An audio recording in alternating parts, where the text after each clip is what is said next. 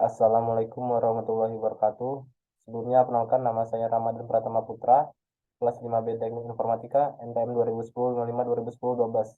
Pada kesempatan kali ini, saya akan memaparkan mengenai ujian akhir semester multimedia dasar.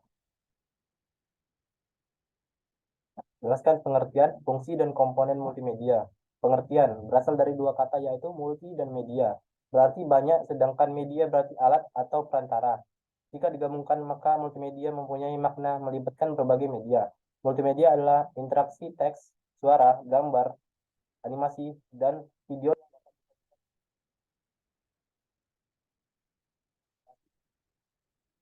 digambarkan bahwa media merupakan suatu kombinasi data atau media yang dapat digunakan untuk menyampaikan sebuah informasi dan informasi tersebut dapat terbagi fungsi. Beberapa fungsi multimedia dalam kehidupan sehari-hari, di antaranya adalah sebagai berikut. Satu, dapat mencegah informasi atau materi yang disampaikan. Dua, dapat memberikan motivasi untuk paham dari materi yang disampaikan.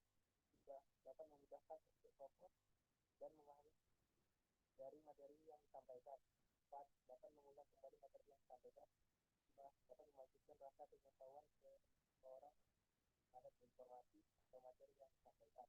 Dan yang terakhir yaitu dapat memastikan respon dalam mempelajari isi dari materi yang disampaikan. Komponen multimedia bagi menjadi dua. Multimedia dalamnya menggabungkan berbagai macam komponen. Berdasarkan prosesnya, komponen tersebut terbagi menjadi dua jenis, yaitu komponen penyusun dan komponen pengoperasian. Berikut adalah penjelasan dari dua komponen tersebut.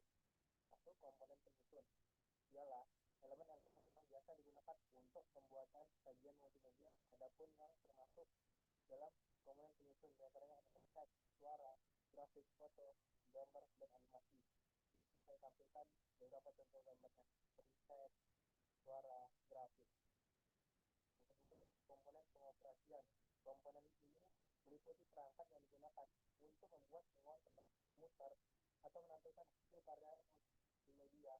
Adapun yang termasuk dalam komponen pengoperasian adalah komputer, user, software, layar, multimedia, CD, jaringan internet, dan lainnya. Ini juga saya tampilkan di dalam komputer, speaker, dan di sini.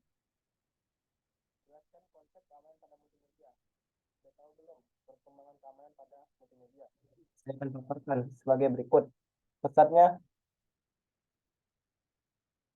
Pesatnya perkembangan teknologi informasi menjadikan semakin banyak pembajakan yang terjadi, banyak konten digital yang diakses secara ilegal. Di dalam dunia bisnis konten digital, seharusnya konten ilegal harus diproteksi secara ilegal. Di dalam dunia bisnis konten digital seharusnya dapat dipastikan keamanan terjaga sampai konten tersebut sampai ke konsumennya. Nah, di sini ada tiga jenis keamanan, yaitu kriptografi, steganografi, dan watermarking. Untuk pertama kita akan membahas mengenai apa itu kriptografi atau yang sering dikenal dengan sebutan ilmu penyandian data.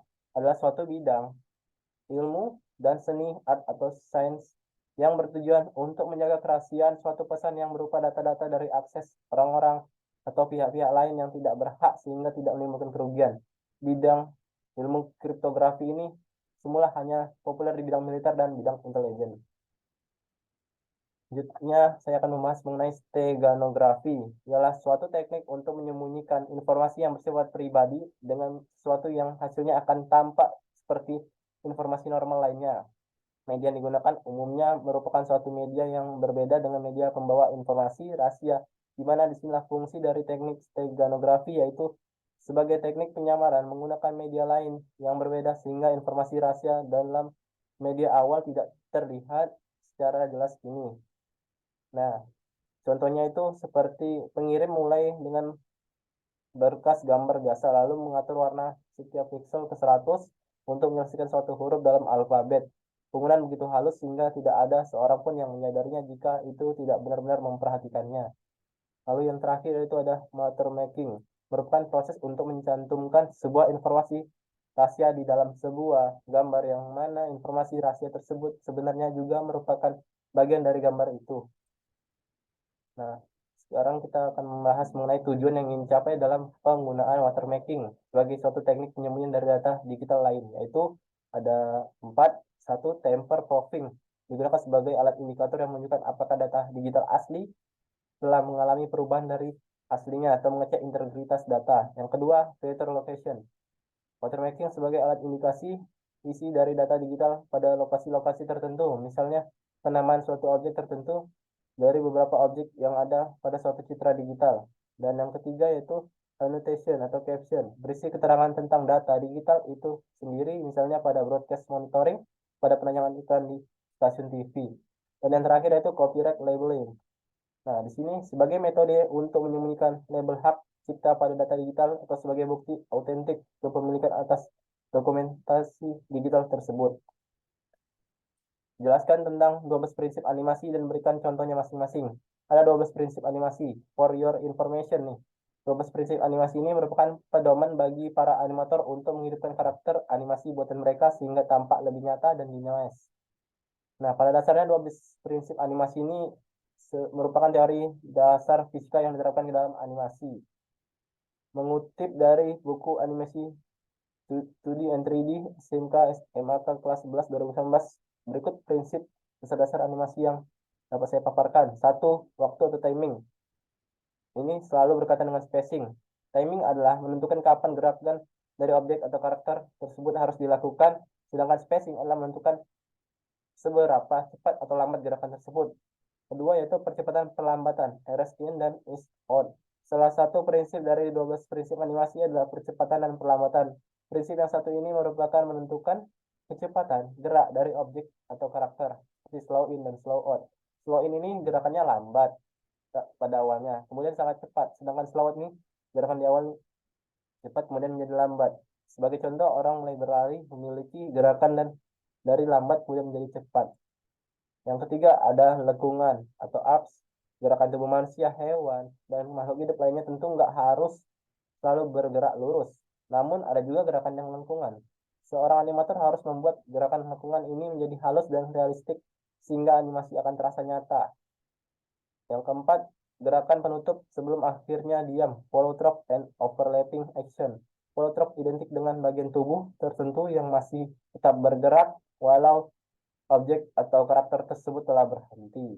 Contohnya nih, helaian rambut yang masih bergerak ketika objek selesai melompat atau rok yang masih berkibar karena objek selesai berputar. Sementara itu, overlapping action adalah gerakan silang-silang atau serangkaian gerakan yang saling mendahului. Contohnya kucing yang baru selesai makan, tapi ekornya masih tetap bergoyang. Pasti kamu sudah sering menjumpainya kan? Yang kelima, gerakan perlengkapan atau secondary action. Gerakan ini berfungsi sebagai pendukung dan memperkuat gerakan utama. Contohnya di dalam kelas, tokoh utama lagi memakan bekalnya, tapi ada orang yang mengobrol, mengerjakan PR, atau mendengarkan musik sebagai latar belakangnya. Yang keenam, pelenturan objek squash atau strike. Prinsip animasi yang satu ini berfungsi untuk menjadikan objek atau karakter menjadi lebih hidup dan nyata dengan menambahkan efek lentur. Dengan begitu, objek seolah-olah memulai dan menyusut. Contohnya seperti bola karet yang dilemparkan ke lantai, bolanya mula akan berbentuk bulat. Namun ketika membentur lantai, bolanya akan menjadi sedikit gepeng, yang kembali menjadi bulat setelah memantul dan di lantai. Yang ketujuh, melebih-lebihkan atau exaggeration. Prinsip ini berfungsi untuk mendramatisir animasi. Contohnya dalam animasi Jepang atau anime. Seseorang yang kaget, maka matanya akan berubah menjadi lebih besar. Contoh lainnya ada seseorang yang berlari dengan kereta berada di dekatnya. Gambar tersebut ingin menunjukkan bahwa kecepatan lari objek sama dengan kecepatan laju kereta. Yang ke-8, strike ahead and post to post. Ini adalah prinsip dari 12 animasi. Prinsip ini mengacu pada teknik pembuatan frame by frame atau gambar satu persatu. Sementara itu post to post adalah teknik yang menggunakan keyframe sehingga pengerjaan menjadi lebih cepat. Teknik ini biasanya dapat dilihat di serial kartun The Powerpuff Girls. Yang ke-9, gerakan pendahulu atau anticipation. Prinsip ini merupakan gerakan awal sebelum berlangsungnya gerakan utama. Gerakan ini ditampilkan agar penonton dapat mengetahui apa yang akan terjadi selanjutnya. Misalnya ketika seorang akan mengendarai motor dengan ngebut, biasanya orang tersebut akan memainkan stang atau pengatur gas terlebih dahulu. Yang ke-10, bidang gambar staging juga salah satu prinsip animasi. Prinsip ini yaitu membuat lingkungan untuk mendukung mood atau suasana animasi. Umumnya staging berkaitan dengan posisi kamera dan pengambilan gambar. Misal dari gambar dari bawah dapat membuat karakter terkesan besar dan menakutkan. Yang ke-11, penyewaan karakter atau personality. Ini mengacu pada teknik pembuatan frame by frame atau gambar satu persatu, sementara itu pose to pose adalah teknik yang menggunakan keyframe sehingga pengerjaan jadi lebih cepat. Biasanya ini di serial kartun The Powerpuff Girls. Baru daya tarik karakter dapat mempengaruhi emosi penonton. Misalnya, karakter dengan tampang polos akan membuat penonton merasa iba. Karakter dengan mimik muka ekspresif akan menarik rasa humor sehingga penonton akan lebih mudah tertawa. Jelaskan mengenai format berkas file dari kompresi audio. Adalah bentuk kompresi data yang dirancang untuk mengurangi kebutuhan bandwidth transmisi digital, audio stream, dan ukuran penyimpanan file audio. Audio kompresi algoritma diimplementasikan pada perangkat lunak komputer sebagai storage audio. Nah, di sini ada beberapa contoh dari kompresi audio. Yang pertama itu MP3. Macam format file audio ini sudah kita kenal luas dan sejak lama adalah MP3. Format ini menggunakan layar 3 kompresi video audio yang umum digunakan untuk menyimpan file-file musik. Lalu ada WAVCOM, merupakan standar format berkas audio yang dikembangkan oleh Microsoft dan IBM. Lalu ada AAC, Advanced Audio Coding, berbasis MP2 dan MP4. AAC bersifat lossy compression, data hasil kompresi tidak bisa dikembalikan lagi ke data semula karena setelah dikompres terdapat data-data yang hilang. Dan yang terakhir itu WMA, Windows Media Audio. Surat ini desain khusus untuk digunakan pada Windows Media Player yang ada pada sistem operasi Windows. Kelebihannya dapat dijalankan pada media player lain juga berada pada sistem operasi yang lain. Lalu kompresi data citra statis atau still image. Gambar pada bidang dwimatra atau dua dimensi ditinjau dari sudut pandang matematis. Citra merupakan fungsi penerus kontinu dari intensitas cahaya pada bidang dwimatra, sumber cahaya menerangi objek. Lalu kompresi data citra bergerak atau video. Teknologi untuk menangkap, merekam, memproses, mentransmisikan data, mengulang gambar bergerak. Biasanya menggunakan film seluloid, sinyal elektronik, dan media digital. Nah, kompresi data citra bergerak video ini dalam bentuk animasi. Pengertiannya sama seperti yang video, hanya saja ini lebih ke animasinya.